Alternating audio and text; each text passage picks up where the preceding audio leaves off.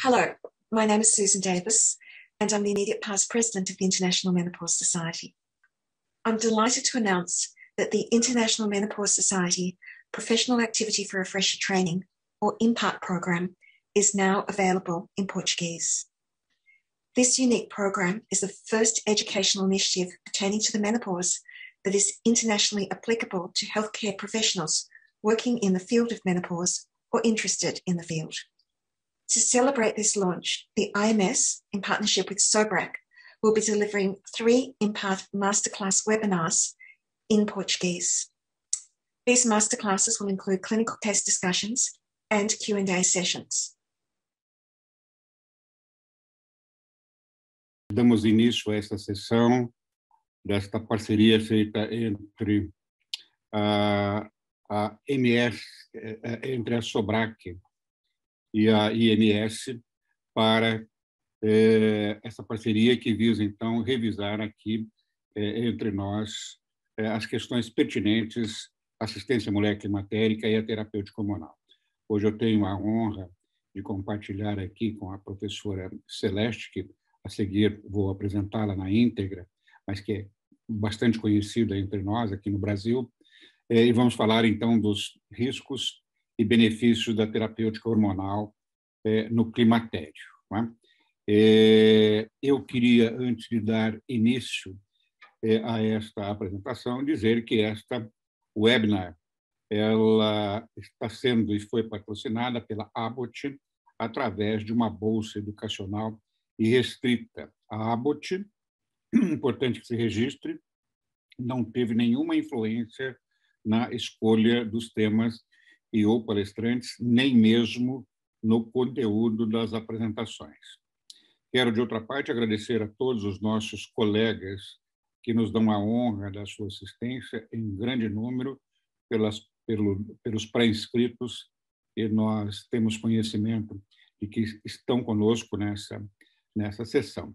Eu gostaria apenas de fazer alguns pequenos registros, algumas pequenas lembranças que dizem respeito às possibilidades de inscrição que cada um dos nossos colegas tem, começando, então, pelo primeiro slide. Vocês podem entrar pela própria SOBRAC, né? Onde vocês terão a possibilidade de entrar, ou então nesse site aqui da imssociety.org, onde vocês veem nessa aba de Education and Research, em que vocês podem entrar aqui no IMPART Registration e podem, então, fazer o registro para estar conosco e para participar. Né? Então, desta maneira, vocês podem, então, se registrar, né, aqui no Education and Research, e você tem as opções de línguas nas quais você pode se registrar. Claro, para nós é muito mais confortável, né, clicar aqui na língua portuguesa, onde você pode clicar e se registrar, né, para estar conosco. Cabe lembrar que, depois de registrado, o curso também poderá ser acessado por esse app Talentings, usando o nome de domínio internacional Menopause Society. O IMPART oferece treinamento médico abrangente para profissionais de saúde no gerenciamento de sintomas agudos da menopausa e nas consequências de longo prazo das mudanças que dela decorrem. Né? Ele apresenta sistematicamente os benefícios e riscos da terapêutica hormonal da menopausa e resume as opções destas opções terapêuticas atualmente disponíveis, bem como a eficácia e segurança das terapêuticas complementares, ou seja, não hormonais, para a menopausa. Fornece orientação sobre cuidados preventivos de saúde e meia-idade, incluindo quando e quais exames básicos de saúde devem ser realizados para prevenir e detectar perda óssea e osteoporose, doenças cardiovasculares, cânceres ginecológicos e comprometimento do bem-estar psicológico. Existem 2 níveis do IMPART, o nível 1 composto por esses módulos aqui colocados, módulos de 1 a 8, né? Começando desde a transição menopausa, né? Passando por as questões que nós já mencionamos, até terapêutica complementar, e os participantes respondem a perguntas de escolha múltipla no final de cada um dos módulos. Após a conclusão, então, os participantes recebem um certificado e também recebem 1 ano de adesão de associado de nível de entrada como cortesia para a International Menopause Society. O primeiro dos módulos, né, foi lançado no dia 18 de outubro de 2021, Dia Mundial da Menopausa, né, e vão ser lançados, então, um módulo por mês. Dito isto, né, apenas para relembrar a maneira como se inscrever no IMPART, essa parceria entre IMS e SOBRAC, eu gostaria de apresentar a professora Maria Celeste. Né? Eu conheço a Maria Celeste já há algum tempo. A Maria Celeste é uma das pessoas mais envolvidas com as questões de assistência à mulher climatérica, uma profunda estudiosa, uma pesquisadora, né? Além de uma amiga querida. Ela é professora titular de ginecologia da Universidade Federal do Rio Grande do Sul, né? Dos Policlínicas de Porto Alegre. Então, eu gostaria de convidá-la, ela vai nos apresentar 2 casos clínicos, a partir dos quais ela tecerá considerações sobre benefícios e riscos do tratamento hormonal. Pelas peculiaridades do caso, ela vai poder, então, fazer esses comentários. E, ao final, nós abriremos, então, para discussão e participação de cada um dos senhores com as perguntas que vocês podem fazer para que a gente possa, então, interagir com vocês. Eu agradeço, Celeste, a sua presença e, de pronto, passo para que você possa, então, compartilhar os seus casos conosco. Obrigado, viu, Celeste? Obrigada, César, obrigada pela apresentação carinhosa, é um prazer enorme estar aqui hoje junto contigo para a gente poder seguir aí nessa discussão, que é a intenção da gente poder fazer uma troca de ideias. E agradeço muito aí tanto a SOBRAC como a Sociedade Internacional de Menopausa pelo convite para poder fazer essa participação. E já vou, então, César, iniciar aqui a passar a minha apresentação para a gente aproveitar integralmente o nosso tempo, né? Então, já estamos aí com os 5 minutos, né, de introdução. A seguir, eu devo, então, apresentar esses casos clínicos e, junto com os casos, eu vou estar discutindo com vocês alguns detalhes, né, que cada um desses 2 casos vão nos proporcionar que a gente aborde. E, a seguir, então, nos últimos 15 minutos, a gente vai poder fazer uma discussão a respeito de alguma dúvida, algum esclarecimento, enfim, que possam surgir aí. Como já o César colocou, eu tenho um ambulatório de climatério há muitos anos aqui no Hospital de Clínicas, que é o Hospital Universitário, também em clínica privada, e atualmente estou na vice-presidência aí da SOBRAC, que é uma sociedade que a gente tem um carinho muito grande, e César também foi muito pioneiro aí em todo o movimento aí da SOBRAC, e essa parceria com a Sociedade Internacional, sem dúvida nenhuma, vem coroar aí uma grande trajetória da nossa sociedade brasileira de climatério. Então, vamos começar com nossa primeira paciente, é uma mulher de 51 anos, casada, ela tem 3 anos de pós-menopausa e vem à consulta referindo fogachos severos e frequentes, acompanhados de suores, com perda de qualidade do sono, relata também irritabilidade e queixas de atrofia vaginal, através de secura e também sensação de queimação vaginal. A paciente, na história, deixa transparecer que ela tem muita dúvida em usar a terapia hormonal e tem medo de fazer o uso dela por apresentar algum tipo de risco cardiovascular e escutou, né, que isso poderia ser aumentado pelo uso da terapia hormonal. Na história ginecológica, ela teve menarca aos 12 anos e ela relata que no período do menacne apresentava fluxos menstruais muito importantes. Tinha ciclos a intervalos regulares, mas muita quantidade de sangramento e também tinha sintoma pré-menstrual bastante importante, acompanhado também de dismenorreia quando menstruava. Então, ela tinha realmente um relato importante de dores e também de sintomas pré-menstruais e fluxo muito aumentado.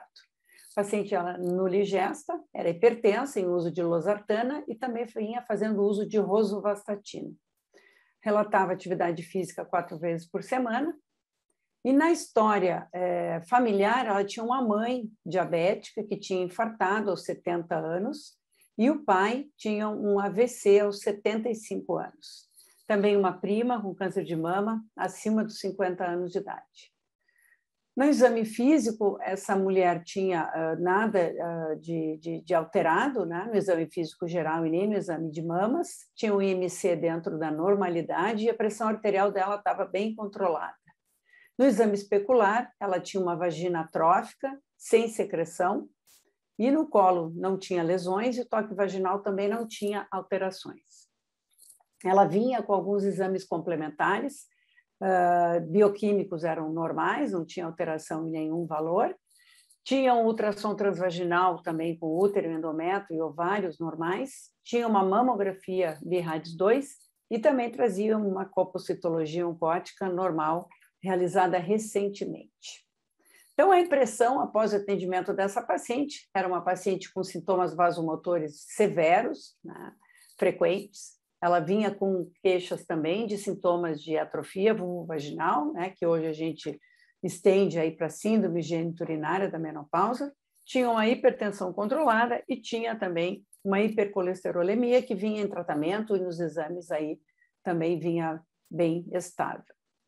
Então, qual que seria a nossa conduta frente a essa paciente? Antes da gente definir a nossa conduta, eu vou visitar um pouquinho tudo o que nós temos hoje em relação a benefícios e riscos da terapia hormonal, tendo em vista que essa nossa paciente tinha sintoma vasomotor importante, mas tinha muito receio de doença cardiovascular. Inicial, é importante a gente chamar a atenção que o estrogênio, a progesterona, mas especialmente o estrogênio, vão ter ações e funções em praticamente todos os nossos sistemas. E, portanto, os seus níveis séricos vão potencialmente afetar várias manifestações ao longo da vida da mulher. Nós sabemos que as mulheres, né, vivem mais tempo do que os homens, têm uma longevidade maior, mas, ao mesmo tempo, nós sabemos que as mulheres também adoecem com mais frequência. E muitas dessas alterações que as mulheres vivenciam ao longo da sua vida, especialmente no período da pós-menopausa, tem algum tipo de relação com esses níveis de hipoestrogenismo que a menopausa ocasiona. Isso fica bastante claro quando a gente imagina, né, as mulheres aí nesse mapa do Straw, onde nos coloca desde a menina, né, a menarca, e que vai evoluindo no período reprodutivo até chegar na transição menopausal e na pós-menopausa, com algumas características de que essas mulheres na transição menopausal, que começam com essa sintomatologia decorrente do hipoestrogenismo, que começa a se instalar, e da desgaste de folículos ovarianos, que também vão trazer muitas consequências em relação a esse período da transição, e seguindo, então, no período da pós-menopausa, mas especialmente para nós aqui que vamos falar de TH, nos interessa esse período inicial da pós-menopausa. Por quê? Porque aqui é onde a reposição do estrogênio pode, muitas vezes, contribuir para que essas patologias que a gente há pouco comentou possam ter uma modificação das suas manifestações e com riscos muito pequenos com o uso da terapia hormonal nesse período. Vocês vão ver que a gente vai estar abordando isso a seguir. Quais seriam hoje, né, mundialmente, aí, as indicações de iniciar uma terapia hormonal para uma mulher? Básico, inicialmente, são a presença dos sintomas vasomotores severos, importantes, que tragam prejuízo para a qualidade de vida dessa mulher. Nós sabemos que os sintomas vasomotores muitas vezes vão estar acompanhados de alteração de sono, de alteração de humor, que no trio trazem uma apresentação com uma qualidade de vida muito prejudicada para essa mulher. Também sabemos que pode haver a indicação da terapia hormonal direto para tratar a síndrome geniturinária da menopausa e também, paralelo a isso, a prevenção da osteoporose na pós-menopausa pode também constituir como uma indicação primária aí da terapia hormonal. Mas vale a pena a gente estender um pouquinho o nosso olhar não só para indicações da terapia hormonal, mas sim que outros benefícios a terapia hormonal iniciada também vão acompanhar aquela mulher que vai fazer o uso da terapia hormonal. Então, sintomas vasomotores, vocês vejam que entre parênteses vão estar os níveis de evidência dessas constatações. Sintomas vasomotores é inequívoco, né? Inclusive falamos que são a indicação primária do uso da TH. Aquela mulher que faz a terapia hormonal tem, inequivocamente, uma melhora do humor e do sono, especialmente na transição menopausal e naquela mulher que vem com queixas aonde esse período da transição ocasionou a alteração de humor ou de insônia. Nós temos um inequívoco melhora do ciclo quando essa mulher na transição menopausal começa com alteração de sangramento uterino anormal. A reposição hormonal nesse momento poderá auxiliar nesse controle de sintoma. A prevenção de fraturas osteoporóticas, a gente vai ver com maior detalhe num caso a seguir. A prevenção e o tratamento da atrofia vulvovaginal também é uma indicação clássica e uma melhora clássica do estrogênio sobre esses tecidos tão sensíveis, né, para a presença e com uma presença de receptores estrogênicos em maciça quantidade. E a melhora da função sexual muitas vezes vai ser decorrente de uma melhora da qualidade de vida, mas especialmente por essa melhora nos tecidos de vulvo e vagina. A redução do risco de diabetes mellito foi constatada também em ensaio clínico randomizado e tem nível de evidência A. A redução do câncer coloretal, especialmente quando a terapia é de estrogênio com um progestogênio associado. A redução do risco cardiovascular e também de Alzheimer, quando essa TH é iniciada na transição menopausal ou na pós-menopausa recente. Então, vocês vejam que nós acabamos de ver o STRAW e eu chamo de novo aqui a atenção de como esse período de tempo é crítico e sensível para a gente iniciar essa terapia hormonal. A melhora da qualidade de vida das mulheres sintomáticas fica bastante clara também em vários estudos que se analisa. Quando as mulheres têm sintoma vasomotor e iniciam a TH, elas têm, não há dúvida, melhora na sua qualidade de vida, além da melhora na questão da atrofia vaginal também. E a redução da dor articular, ela vem sendo incluída mais recentemente, o último consenso da Sociedade Norte-Americana de Menopausa já incluiu a redução da dor articular, que é característica nesse período também da transição ou pós-menopausa inicial, como também um alvo de melhora com a terapia hormonal.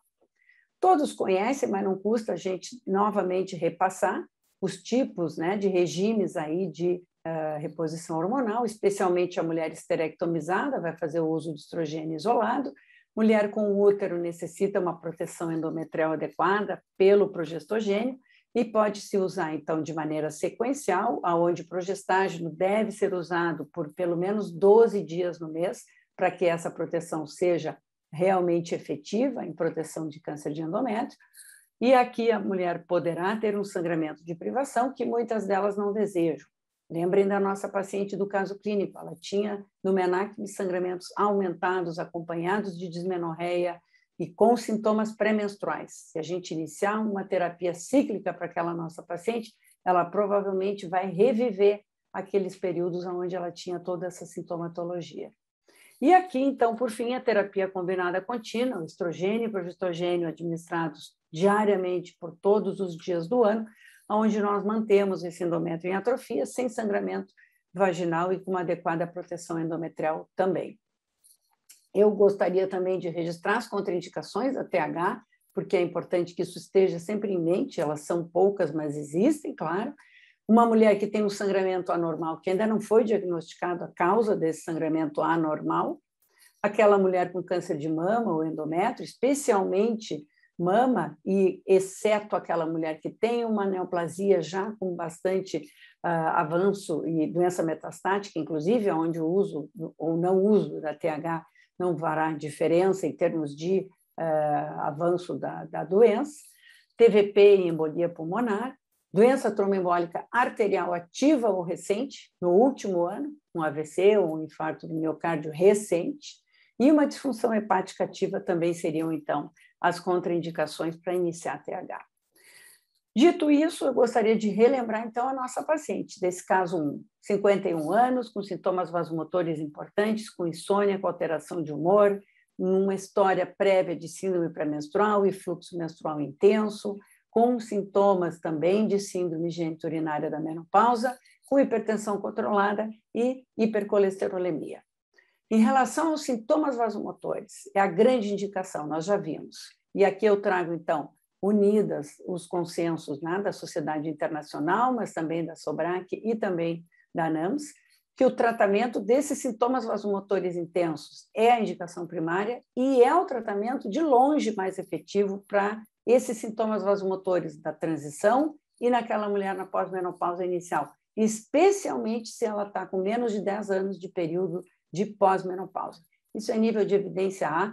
Nós sabemos que é muito sensível o sintoma vasomotor para o uso do estrogênio, e nós sabemos também que a grande maioria das mulheres, 80% das mulheres, vão ter sintomas vasomotores e, portanto, essa é, com certeza, a indicação primária que nós vamos assistir com muita frequência. A nossa paciente tinha queixa de secura e de sensação de queimação vaginal, novamente aqui também, nível de evidência A, né, com a TH, o estrogênios, tanto sistêmico quanto o uso tópico somente vaginal, quando a mulher não tem outro sintoma, é o tratamento de escolha para essa sintomatologia da atrofia vaginal.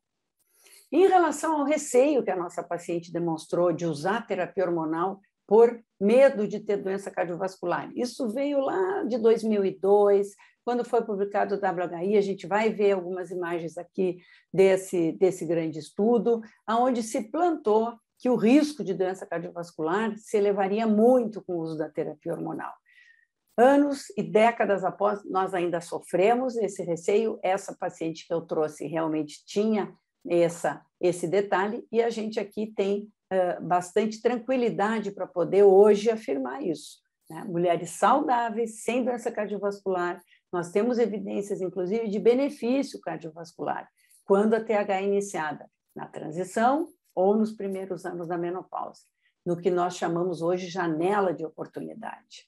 E, por outro lado, claro, aquela mulher que já tem mais de 10 anos de pós-menopausa, que já tem mais de 60 anos, essa é uma mulher que não é de eleição para iniciar a terapia hormonal, porque o próprio WHI mostrou, a gente vai ver a imagem a seguir, que houve uma relação de acordo com a idade ou com o tempo de pós-menopausa para esses desfechos cardiovasculares com o início da terapia hormonal muito tardio, os desfechos foram negativos. Então, aqui é exatamente a imagem do que eu acabei de falar para os senhores. Vejam vocês aqui dados do WHI. Na primeira parte é estrogênio sozinho, na segunda estrogênio com a medroxiprogesterona. Esse é um dos comentários. O WHI usou só esse tipo de TH. As mulheres, em média, tinham 63 anos de idade quando entraram para iniciar o uso da TH. Vejam só, 63 anos de idade, muitos anos passados do período de entrada na menopausa. E nós vemos aqui visualmente que menos de 10 anos ou mais de 20 anos, há uma progressão que tem relação com o tempo e a idade dessas mulheres para apresentarem risco cardiovascular com o início mais tardio da terapia hormonal. E isso foi clássico. Nós sabemos que essas mulheres com menos de 10 anos de pós-menopausa, nós não temos proteção, especialmente aqui quando a terapia foi combinada. Entretanto, nós também sabemos que o número de mulheres incluídas nessa faixa etária foi muito pequeno. Então, isso impediu que houvesse aqui uma diferença significativa com proteção demonstrada nesse subgrupo.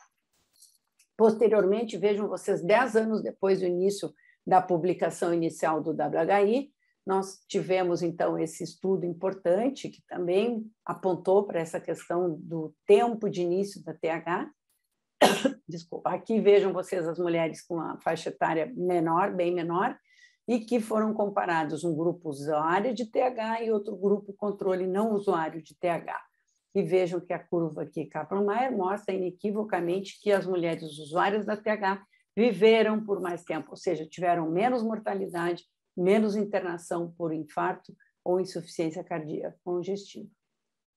Aqui também, nesse gráfico, a gente acompanha a mortalidade para mulheres abaixo de 50 anos foi reduzida no grupo que fez uso da TH quando comparada com o grupo que não usou a terapia hormonal nesse estudo. Então, chamando novamente a atenção para a janela de oportunidade que nós temos para essas mulheres na pós-menopausa recente.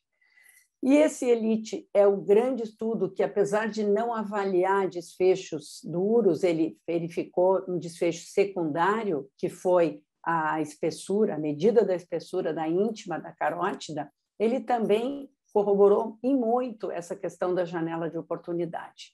Esse estudo dividiu as mulheres em 2 grandes grupos, que tinham menos de 6 anos de menopausa ou que tinham mais de 10 anos.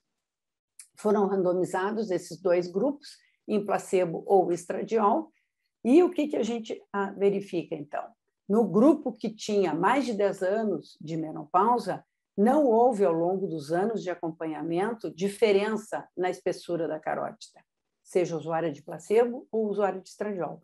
Entretanto, no grupo que tinha menos de 6 anos de menopausa, que estava na janela de oportunidade, o uso do estradiol demonstrou aqui claramente que protegeu contra um aumento da espessura da íntima da carótida, que é um desfecho aí secundário, um parâmetro secundário, mas muito importante e que aqui também novamente selou que o início precoce da terapia hormonal não traz o risco cardiovascular aumentado que a nossa paciente tinha receio e que pode, inclusive, estar relacionado com proteção de doença cardiovascular.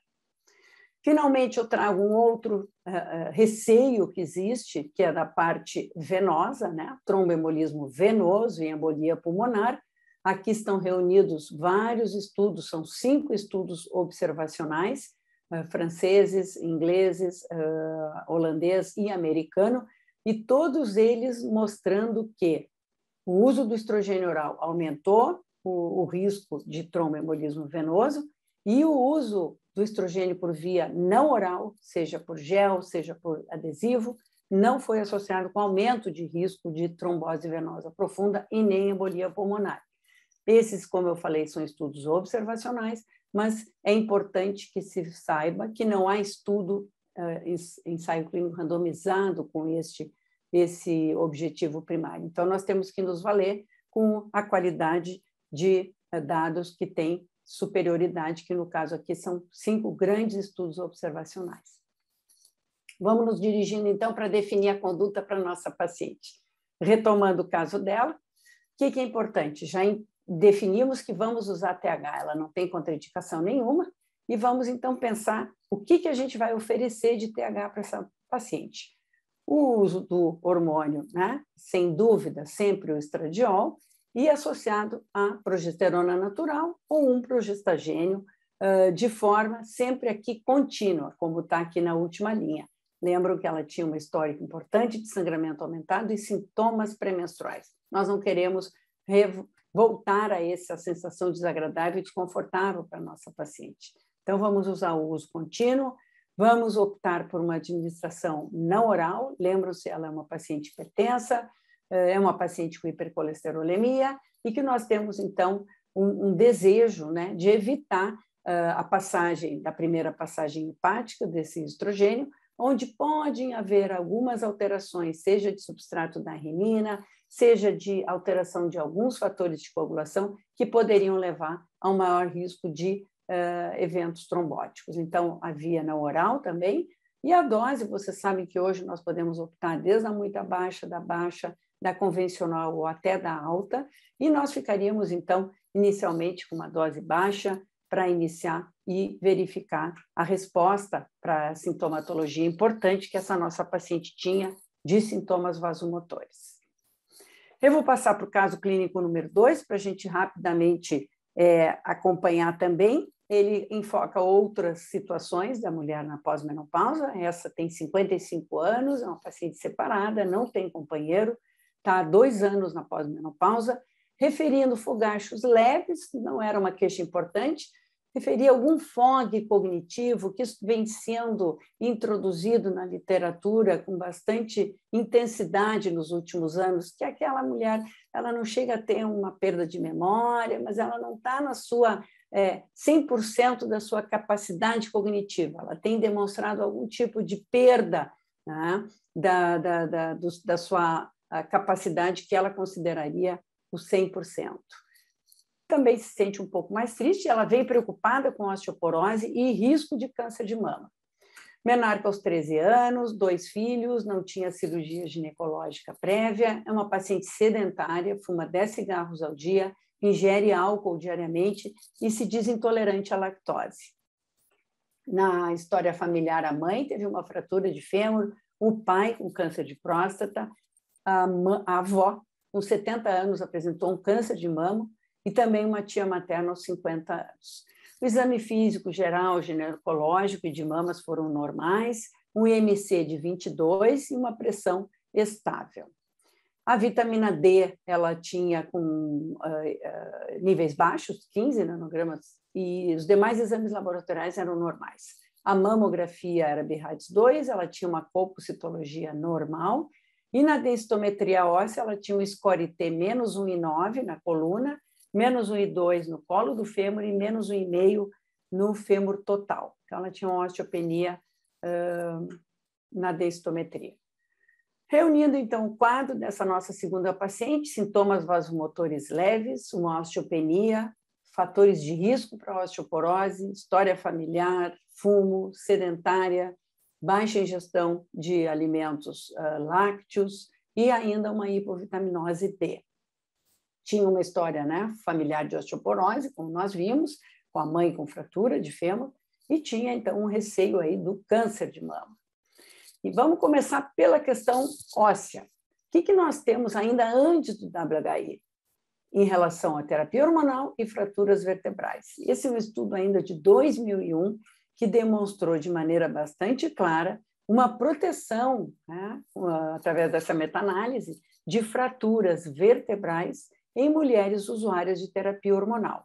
E a conclusão, então, dos autores, né, que a TH está associada aí com uma redução dessas fraturas, especialmente mulheres que tinham osteoporose, porque esses estudos haviam incluído mulheres basicamente com osteoporose.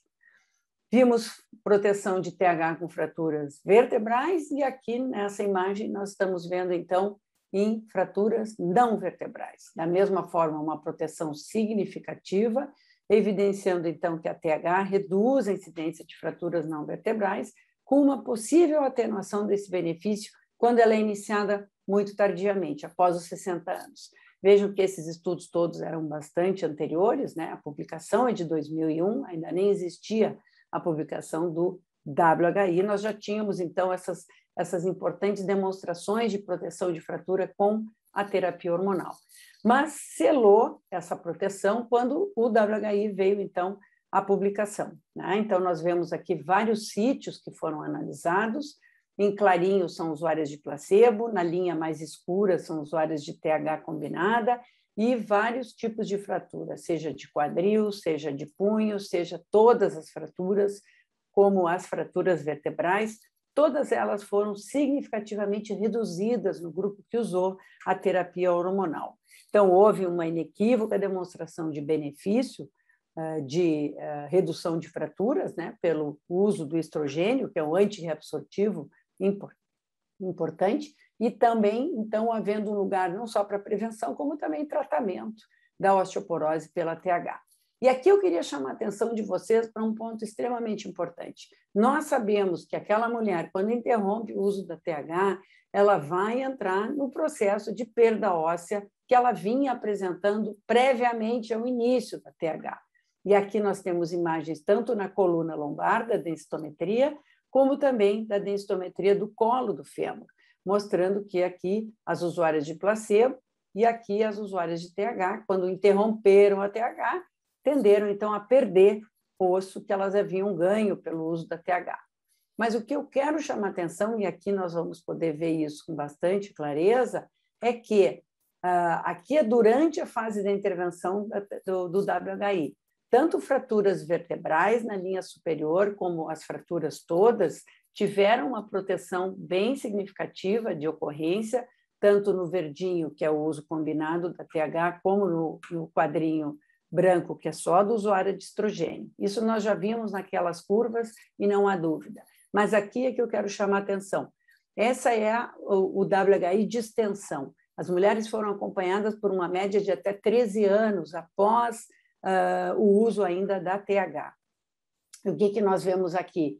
Que, em relação à fratura de quadril, as em verdinho, usuárias de estrogênio com progestogênio ainda mantiveram proteção contra a fratura de quadril, mesmo 13 anos após o término do WHI. Isso é muito importante, ou seja, não há efeito rebote da parada da terapia hormonal. E aqui ainda, então, em relação ao estrogênio sozinho, também demonstrando que não houve aumento de fratura após a parada da TH. Eu vou reunir rapidamente aqui consensos das entidades, e aqui iniciando pela Sociedade Internacional de Menopausa, que colocou, né, a terapia hormonal diminui a incidência de todas as fraturas vertebrais e de quadril, mesmo em mulheres sem alto risco de fratura. E, na verdade, a TH é a única terapia comprovada para reduzir fratura em mulheres com osteopenia. Seguindo na Sociedade Internacional de Menopausa, novamente, a TH é eficaz e apropriada para prevenir fraturas, especialmente naquelas mulheres com menos de 60 anos ou dentro dos primeiros 10 anos de pós-menopausa. A NAMS também na mesma linha, a TH previne a perda óssea em mulheres saudáveis na pós-menopausa de maneira dose dependente, aqui já lançando uma questão em relação à questão dose, né, de se manter uma dose eficaz para essa prevenção de fraturas. E lembrando também que aquelas mulheres que eventualmente não iniciaram a TH, iniciaram alguma medicação específica para a osteoporose, mas apresentam efeitos adversos e não podem permanecer usando essas outras medicações, o ATH é sim uma opção para essas mulheres para evitar aí o risco de fratura. E terminando assim com a Sobrac e também a Febrasgo, lembrar aí isso que eu mostrei há pouco em relação a não haver efeito rebote após a parada da TH. Então, a proteção antifratura, ela se reduz um pouco após a parada da TH, mas ainda se manteve uma proteção residual por até 13 anos depois contra a fratura de quadril, na TH combinada, e das fraturas clínicas totais, no caso do estrogênio sozinho. Não houve, então, efeito rebote com a parada. Lembro que essa nossa segunda paciente, ela tinha um risco, ela tinha medo, né, de câncer de mama. Ela tinha uma história de uma avó que teve câncer de mama já com idade e uma prima também depois de 50 anos. E esse é um medo que nós sabemos que várias das nossas pacientes expressam, ou se não expressam, elas sentem, mas não expressam. E eu acho importante que a gente aborde isso ativamente, proativamente na consulta, para que isso fique bastante claro para essa mulher que vai iniciar a terapia hormonal. Nós vemos aqui imagens do WHI novamente, mostrando que no grupo que usou estrogênio com medroxiprogesterona, houve um aumento do diagnóstico de câncer de mama invasivo, especialmente após o 5º ano de uso dessa terapia hormonal, com um risco relativo aqui de 1,24, que seria um 24% de aumento de risco de câncer de mama. Entretanto, no grupo que usou estrogênio sozinho, houve uma redução aqui na linha azul, comparado com placebo, e essa redução nesse início e publicação inicial não se mostrou significativa, mas não houve, ao menos, aumento de câncer de mama nesse grupo de mulheres usuárias do estrogênio sozinho. Aqui é o risco absoluto, são 8 casos extras para cada 10 mil mulheres usuárias por ano de TH após o 5º ano, e aqui no caso da terapia estrogênica isolada, 8 casos a menos para cada 10 mil usuárias por ano, após aí o 5º ano de uso também. Mas é bom a gente comentar especificamente também o que se fala muito, que na verdade não foi tanto o estrogênio, que talvez tivesse a medroxiprogesterona agido em relação a esse aumento diferencial aí do câncer de mama no grupo da TH combinada, que não foi observado no estrogênio isolado. E existem alguns estudos observacionais, esse é um deles, o etrezênio, francês, é uma corte, mais de 80 mil mulheres que foram acompanhadas, em média, aí, por 8 anos, e que demonstrou realmente alguns diferenciais em relação ao tipo de progesterona ou progestogênio e o risco ou o surgimento de câncer de mama. Então, nós vemos aqui que as usuárias de progesterona natural, em associação ao estrogênio, ou as usuárias de estrogênio com dihidrogesterona, não apresentaram aumento do risco do câncer de mama quando comparadas com outros progestogênios que foram associados com estrogênio.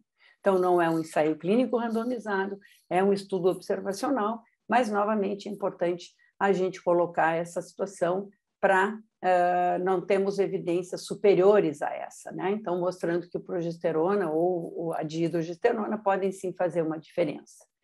E aqui, só para complementar, como é importante nós transmitirmos a informação do risco real do câncer de mama após o uso da terapia hormonal por um tempo mais prolongado, as pacientes ficam meio perdidas. Se a gente informa que aumenta 24% o risco, como nós vimos na imagem do WHI, elas podem fazer uma superdimensão desse risco. E, na realidade, nós temos aqui que, aqui em vermelhinho, é o número de mulheres, dentro de 1.000 mulheres acompanhadas, que vão apresentar câncer de mama por ano nessa faixa etária. E o que nós temos em relação à associação de estrogênio com progestogênio? Nós temos 0,8 casos a mais por ano em 1.000 mulheres, ou seja, a enorme probabilidade é que essas mulheres não vão ter esse risco que elas tanto temem, não é?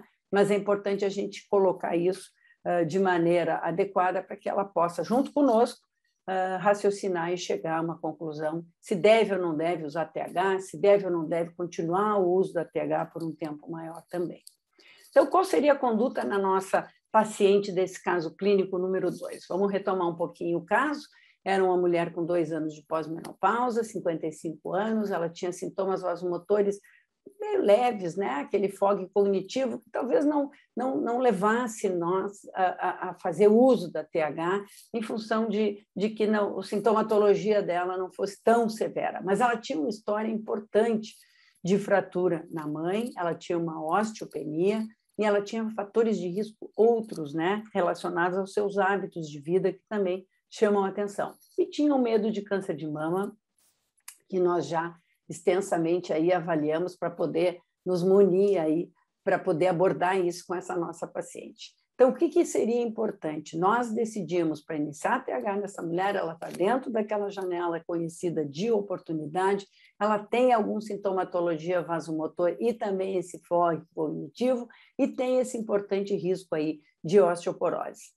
Então, individualizar a terapia hormonal, a via talvez pudesse ser dependente da sua preferência, poderíamos colocar para ela escolher, ela não tem nenhum outro fator aí que nos levasse especificamente para optar por uma das vias, oral ou não oral.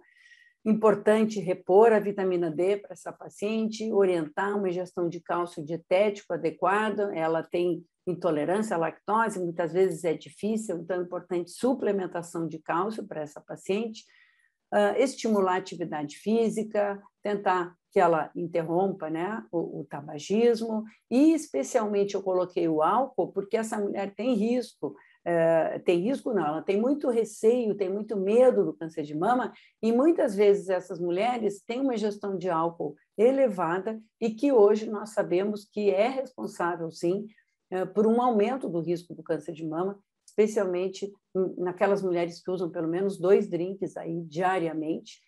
Sabemos que isso pode levar ao risco do câncer de mama para essas mulheres. Então, fechando aí esses nossos 2 casos clínicos, eu espero ter contribuído aí para a gente poder conversar um pouquinho e discutir alguma coisa ao final. E, como conclusão, né, eu gostaria de deixar as mensagens que a terapia hormonal tem benefícios e riscos, né, que é importante que o médico ginecologista, o médico generalista, o médico endocrinologista, o médico que acompanha a saúde da mulher nesse momento, estude com profundidade essas relações e sempre avaliar individualmente a nossa paciente, riscos, benefícios, qual é a indicação para iniciar a TH, qual é o momento de vida que essa mulher está. Lembrar que o período de eleição para o início da TH é na transição menopausal ou com menos de 10 anos de pós-menopausa, com um perfil de risco muito menor do que os de benefícios, né? Então, nós temos a expressão máxima de benefício com mínimos de risco nesse momento, e, finalmente, deixar aí um recado importante, que essa mulher na pós-menopausa, ela deve ter qualidade de vida. Nós temos hoje uma população muito grande de mulheres nessa faixa etária e só veremos crescer mulheres nessa faixa etária. Então, é fundamental que nós realmente eduquemos e investamos aí na educação médica para que mais e mais médicos tenham possibilidade de levar qualidade de vida para essas nossas mulheres nesse período. Eu agradeço muito a atenção de vocês e vamos, então, seguir agora para a segunda parte, né, professor César Fernandes? Obrigado, Maria Celeste. Você foi pontual, terminamos a sua apresentação às 20h45, tal como estava programada, portanto, nos restam 15 minutos para que a gente possa responder as questões que estão chegando aqui através da nossa audiência, né? Então, eu vou passar as perguntas, Celeste, todas para você, claro, e depois, se houver algum comentário que me caiba fazer, alguma contribuição, claro, não vou me furtar isso, né? Mas eu vou passar para você as perguntas para que você as responda, tá? Então, a primeira pergunta é da Suzy Sampaio, né? E a pergunta dela, Celeste, é uma pergunta, eu acho, bastante intrigante, né? Eu me faço essa pergunta às vezes. Então, se nós sabemos que a TH tem benefícios, né? Ou seja, está dizendo ela, não se restringe apenas às indicações, né? Não se restringe apenas à redução dos sintomas, não se restringe à proteção óssea, não se restringe à manutenção, conservação do trofismo urogenital ou tratamento da síndrome genitorinária, se tem benefícios cardiovasculares, benefícios sobre cognição e outros que você citou, não é? Redução de câncer, de alguma modalidade de câncer, como é o câncer de colo. Não é? Por que não fazer, lembrando que o câncer de colo é o segundo câncer em incidência na mulher, não é? Só perde para o câncer de mama, daí a importância, né? Da investigação o rastreamento sistematizado do câncer de colo em mulheres depois da menopausa, só para não perder a oportunidade de fazer esse comentário, né? Se tem esses benefícios, por que não fazer em pacientes no climatério ou menopausadas, né, climatério pós-menopáusico, que não tenham sintomas vasomotores, mas que estão dentro da janela de oportunidade? A pergunta dela é a seguinte, né? E aí me lembro de um professor gaúcho, né, do qual eu tenho bastante saudade, né, pela inteligência, pelas colocações linguísticas muito apropriadas, que era o professor Ronald, é o professor Ronald Bossemeyer, né? Digo era porque ele não tem convivido conosco, e ele era de convivência quase que cotidiana conosco nessa área da endocrinologia feminina, né? E ele dizia o seguinte, olha, procura que você ache indicação, procura que você ache. E provocava, né, a audiência feminina. Não tem mulher saudável, não. Você que é ruim de diagnóstico, né? Procura que você ache indicação. A plateia feminina, claro que se revoltava, e ele fazia a propósito. Isso em tempos em que a gente podia fazer esse tipo de brincadeira. Saudosos tempos, né? Hoje as brincadeiras são levadas muito a sério e alguém processa a gente por uma brincadeira desse tipo, né? Mas então ele dizia, olha, eu estou procurando mulheres, ele queria nos alertar de que ele procurava mulheres com sintomas, porque ele sabia dos benefícios da terapêutica hormonal. Outra brincadeira que ele falava dizia respeito à longevidade feminina, né? Ele falava que as mulheres são longevas, né? E que, claro, os homens morrem muito mais cedo, né? E ele... aliás, eu vi o ex-governador de São Paulo, estivemos aí numa reunião juntos em São Paulo, que também é médico, Geraldo Alckmin, e ele estava dizendo o seguinte, com a expectativa de vida, e aí vou daqui a pouco voltar ao Ronald, na expectativa de vida atual, os homens ganharam mais de 8 anos de vida, e as mulheres não morrem mais. Ele fez essa brincadeira enquanto a gente conversava, né? E o Ronald Bossemeyer, nessa mesma linha, dizendo, olha, do jeito que as coisas caminham, a população de mulheres longevas vai ser tamanha, não vai ter outra solução, teremos que abatê-las a tiros, porque elas não morrem mais.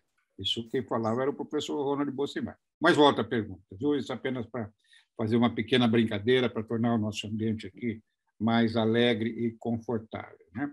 Você acha que faz sentido essa pergunta? De mulheres sem sintomas mereceriam fazer terapêutica hormonal, Celeste? Eu concordo, César. É uma pergunta que a gente mesmo se faz muitas vezes, né? E a Suzy, eu acho que teve muita qualidade aí de lançar essa pergunta, sabe? O que acontece, né? Eu acho que fazia isso em alguns tempos atrás, né? Se usava a terapia hormonal sem assim muito critério, né? As coisas foram evoluindo, foram se profissionalizando, né? E a gente acabou hoje assim seguindo muito protocolos, muito, né? Guidelines, enfim. E os guidelines, como eu coloquei aqui para vocês, né? Eles apontam muito claramente para essa situação de iniciar pela sintomatologia. Mas eu digo para vocês que eu tenho muitas pacientes que a gente coloca uma situação e elas mesmas trazem essa questão, porque elas já têm esse conhecimento, né? Hoje, o Dr. Google ensina muito, né, César? Dr. Google, muitas vezes, elas já vêm formadas, né? E claro que as pacientes que nos procuram já têm, né, muitas vezes, esse nível de conhecimento e perguntam, mas, doutora, eu não posso usar, né? E o que eu genuinamente eu costumo fazer para essas pacientes? Eu inicio uma terapia hormonal e eu faço como se fosse um teste terapêutico para ela mesma avaliar se ela se nota, né, com melhoras, porque eu acho que o César tocou num ponto importante que o Ronald trazia, César, que muitas vezes as mulheres têm sintomatologia e isso está um pouco abafado, ela mesma, né, para não aumentar muito, acha que está bem assim. Então, eu acho que uma situação é iniciar e fazer um teste terapêutico para que ela mesma sinta, né? E a paciente, ela própria, a mulher, é a melhor informante para saber o quanto que aquela terapia hormonal está trazendo de benefício para ela em termos de bem-estar, em termos de qualidade de vida. E, usualmente, em 3 meses, a gente reavalia como é que ela se sentiu. Isso a gente está falando em relação a benefícios ainda de sintomas que talvez tivessem ficado um pouquinho escondidos. Mas a segunda parte da pergunta, que é a questão prevenção de alguma coisa, eu acho que a gente ainda não tem assim um nível de evidência tão inequívoco para poder dizer, olha, independente da mulher não estar se sentindo melhor, eu ainda vou insistir para que ela continue usando a TH, mesmo sem sintoma. É complicado, eu acho que a gente fica um pouquinho engessado, né? Acaba trabalhando muito em cima de protocolos, mas né? Eu acho que são as orientações aí que a gente, em geral, acaba seguindo, né, César? Não sei o que tu também acha em relação a isso, César. Não, a gente pensa de maneira muito semelhante, Celeste. Você alertou que muitas vezes o sintoma, a paciente se acomoda com o sintoma, né? Ela passa a entender que aquilo é natural naquele momento da vida, né? Aquilo não é passível de solução, né? Ela procura se adaptar a essas mudanças de humor, essas alterações de sono, né? E ela não atribui isso ao hipoestrogenismo, né? E acho que a sua estratégia é uma estratégia inteligente. Talvez se algum comentário eu tivesse que fazer, como tem efeito placebo, né, Celeste? Nós sabemos que se você der um comprimidinho de placebo também é possível que ela melhore, né? Placebo é um belo remedinho, né? Belíssimo remédio. Então, talvez dar um tempo, talvez uma única lembrança que eu faria, talvez estender por um pouco mais o tempo de avaliação para fugir do efeito placebo, né? Mas é uma estratégia muito apropriada essa que você traz, o Celeste. Penso da mesma maneira. E, às vezes, eu tenho vontade de usar também, né, pensando na redução do processo da aterogênese. Eu acho esse um benefício fantástico, talvez o maior que exista no terapêutico hormonal, porque as mulheres morrem mesmo de doença cardiovascular, né? É isso que elas morrem. Né? E, César, a gente aqui não tinha tempo, né, para abordar a questão não só direta, né, vascular, da questão do efeito benéfico aí que o estrogênio potencialmente traz, mas também a questão toda metabólica, né, César? Lembra que eu coloquei ali a questão da redução do diabetes mellitus nas usuárias, né, de TH, e isso também vem toda a questão da composição corporal, né, da redução da, talvez, gordura visceral. Então, são tantos efeitos metabólicos benéficos aí que o estrogênio também poderá trazer, E a gente ainda é que a gente fica à mercê, né, César, de estudos e acaba às vezes andando um pouquinho mais lento do que talvez a gente gostaria, né? A gente fica um pouco estrito, né? Mas eu também compartilho como tu, César, dessa questão aí. Eu acho, hoje eu estou lembrando velhos amigos aqui, né? Eu acho que essa medicina baseada em evidência, né, em que traz o desfecho clínico como padrão ouro de evidência, ela é fantástica, mas ela nos engessa também, né? Porque tem evidências que são tão sólidas como essa de benefícios cardiometabólicos que você falou, que elas são quase que universais para quem faz a terapêutica hormonal. Então, eu acho que essa história da terapêutica hormonal, maiormente nos seus aspectos preventivos, ela não chegou no último capítulo ainda. Eu também. Né? Eu também eu acho que isso vai, ao longo dos tempos, mudar e, possivelmente, eu diria para a Suzy que é provável que essa ideia dela venha a se concretizar né, em tempos futuros. Né?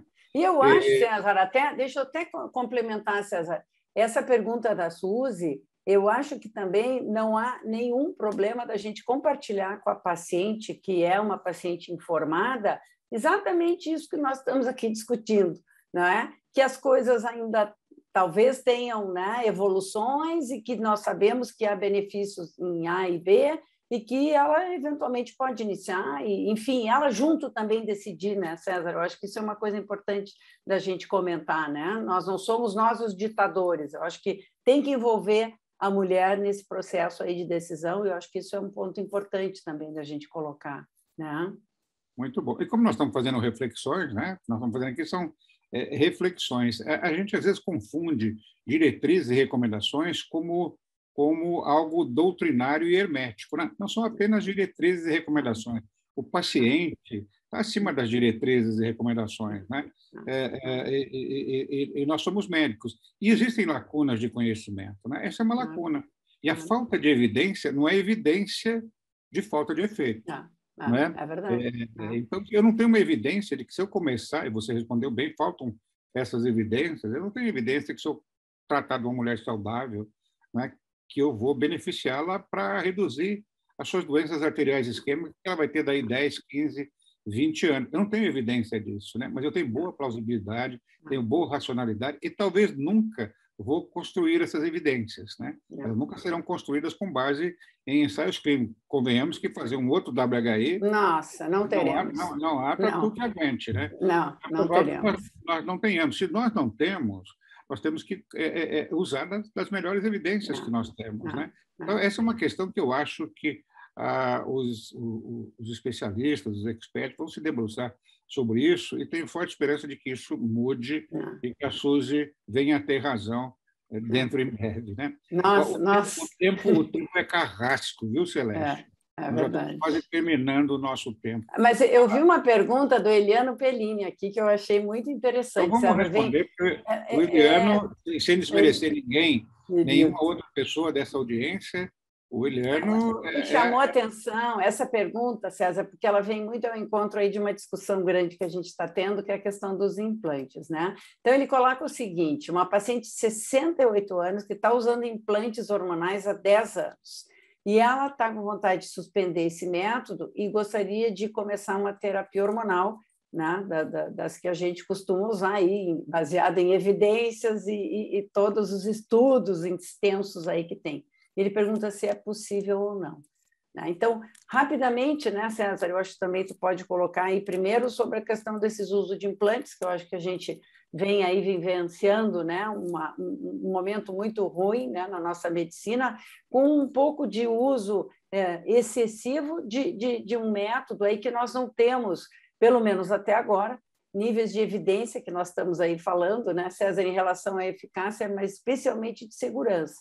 Né? Nós não temos estudos de farmacocinética publicados sobre essa liberação desses níveis hormonais, desses implantes que são, né, feitos aí em farmácias de manipulação. Então, é uma dificuldade, é uma limitação que nós temos. Mas essa paciente do Eliano, ela gostaria de suspender e entrar em iniciar TH. Ela tem 68. Isso é uma pergunta, César, interessante. Até quando que a paciente vai usar TH? Não é?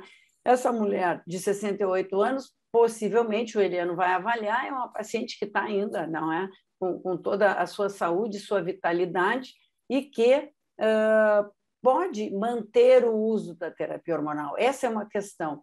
Se a mulher, depois dos 65 anos, isso tem diretriz, de novo, né? A gente se baseia na própria Sociedade Norte-Americana de Menopausa. Eles colocam de maneira muito clara. Aquela mulher com mais de 65 anos que julga, e nós médicos, pelos seus critérios de benefícios e de riscos, que ela continua tendo mais benefícios e gostaria de continuar o uso da terapia hormonal, ela pode manter o uso dessa terapia. Então, essa pergunta do Eliano, César, eu considero que é uma paciente que, após avaliação, verificação, obviamente, né, de todas os seus parâmetros aí de saúde, e que nós chegaremos aí a uma conclusão junto com ela que ela pode se beneficiar ainda em manter algum tipo de TH, eu não veria assim uma contraindicação absoluta para que ela o faça. César, não sei o que tu acha também, nós estamos com o tempo vencido, mas queria ouvir a tua opinião também, César. Não, eu vou ser bem breve, porque não vou falar nada diferente do que você falou, né? Essa paciente está com 68 anos. Se ela faz 10 anos, ela começou aos 58, né? É provável, né, que ela tenha tido a sua menopausa habitual, ali por volta dos seus 50 anos, né? Não imagino, né, que ela tenha ficado dos 50 aos 58 anos sem nenhuma medicação, né? É provável que ela tenha usado outra medicação e foi, claro, se entusiasmou, viu alguma propaganda ou algum médico a convenceu de não usar a terapêutica convencional e passar para o implante, que ela vem há 10 anos, né? Mas, portanto, que ela tem aproximadamente, estou imaginando aqui, 15 anos ou mais de terapêutica hormonal, né? E a única razão que as pessoas encontram para interromper o tratamento é se eventualmente ela possa, que eventualmente o prolongamento do tratamento possa trazer um risco do câncer de mama, né? Mas a gente sabe que o câncer de mama não é determinado só pelos hormônios, né? Ele é multifatorial, sendo que a sua principal razão é a fundamentação genética, além de hábitos de vida, não é só a questão hormonal, né? Você mostrou ali no WHI trabalhando com pacientes dessa faixa etária aqui, né? Faixa etária média de 63 anos, como você falou, sendo que 70% dessa amostra estava acima de 60 anos de idade, né? 70% da amostra. Portanto, não parece aumentar o câncer de mama, e se aumenta pouquinho, né? As usuárias, mas ela já está há um tempo enorme. Provavelmente essa paciente não vai receber influência da terapêutica hormonal, porque se isso eventualmente tivesse que acontecer, tendo em vista de que não se provou até então de que os hormônios são carcinogênicos, na verdade, eles parecem muito mais carcinocinéticos, né? Eles trazem à tona muito mais rapidamente um câncer, né? E, portanto, o prognóstico costuma ser bom dos casos de câncer diagnosticados nessas pacientes. Então, eu não veria razão para interromper, né? Eu concordo com você, Celeste, e cada um de nós que trabalha há muitos anos nessa área, tem paciente da nossa clínica privada que tem esse tempo ou mais de terapêutica hormonal. E quando você ensaia tirar o tratamento, né? Muitas delas não gostam e elas pedem para voltar ao tratamento. Então, isso não é dogmático, né? Aquela ideia de que você deve fazer 5 anos e depois considerar assim, com toda a ênfase, a suspensão do tratamento, não me parece fazer sentido. Com relação aos implantes, para não perder a oportunidade de fazer o comentário, ninguém é contra ao implante em si. O implante é uma boa forma de administrar hormônios, né? Nós temos implantes muito bem sucedidos, por exemplo, de contraceptivos no Brasil, né? Mas são implantes que passaram por todas as etapas de pesquisa clínica e foram aprovados pelas agências regulatórias. Então, nós temos, tem bula, é conhecido o perfil de farmacocinética, de farmacodinâmica, é conhecido o perfil de eficácia, são conhecidos os efeitos colaterais, e você, então, tem o perfil de segurança conhecido dessas medicações. Esses implantes que são feitos em farmácia de manipulação, são implantes individualizados, né, que você não conhece os resultados. Então, eu acho muito mais seguro, consoante o momento de conhecimento atual que se tem, você usar as formulações tradicionais aprovadas pelas nossas agências regulatórias. Não há necessidade de você usar os implantes, né? Com isso, não quero condenar quem está fazendo isso, mas acho que está, eventualmente, não atendendo corretamente o perfil de eficácia e segurança. Acho que nós temos essas dúvidas e, portanto, não dá para dar endosso no momento atual a esses implantes. Né? Então, eram esses os comentários para não perder a oportunidade de falar desses implantes. Celeste, tem um número de perguntas aqui fantástico, viu? A nossa audiência, uma grande audiência hoje, né? Que muito nos honra, mostrando que a Sobrac está fazendo essa parceria com a MS, e ela é muito bem sucedida pela isenção de opinião de cada um de nós, né? Sem qualquer interferência de quem quer que seja, nem da parte da Sobrac, nem da parte da MS e nem dos patrocinadores que estão aqui conosco. Né? Eu vou pedir desculpas por não poder responder essas perguntas. Tem perguntas muito bem formuladas aqui, mas, infelizmente, não teremos tempo para responder. Né? Podem mandar, né? Eu mandei o e-mail, César. Quem quiser, depois pode mandar que a gente responde. Eu divido meio a meio contigo, César. Tá bom. Não, vamos fazer o seguinte, você fica com 80% e eu com 20%. Tá bom? Vamos ser iguais. Vamos aproveitar a sua sabedoria, Celeste. Vamos aproveitar a sua sabedoria. Celeste, então eu passo para você fazer as suas considerações finais, já desde já parabenizando você. Você foi ótimo como diálogo. Né? Obrigada, César. Obrigada. Eu queria agradecer muito aí a atenção de todos vocês, a presença de todo mundo, agradecer novamente a Sobrac, a IMS, para essa parceria. Eu acho que é um início aí. E só para finalizar, o Congresso Mundial Lisboa, o ano que vem, e já temos programado uma sessão em português, que o professor Palácios me ligou agora na semana passada, que quer fazer uma sessão para brasileiros e também em espanhol para os latino-americanos. Então, se programem, vamos viajar depois aí da pandemia, né? Uma boa noite para todos. Tá aí mais do que na hora, né, Celeste? Olha que vontade, gente. Se inspirem, ó. Lisboa, então, em outubro do ano que vem.